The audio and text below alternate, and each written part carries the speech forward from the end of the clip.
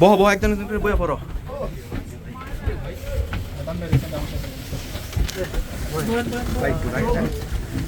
আলটা কই আলটা ওই যে আছে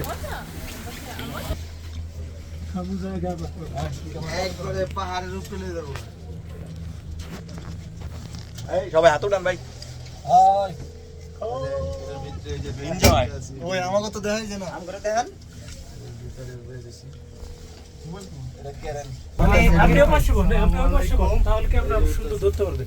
এই না এই দৌড়টা যে পাশে বলে দেখছো ও এনে থেকে সুন্দর করে বইতে পারলো।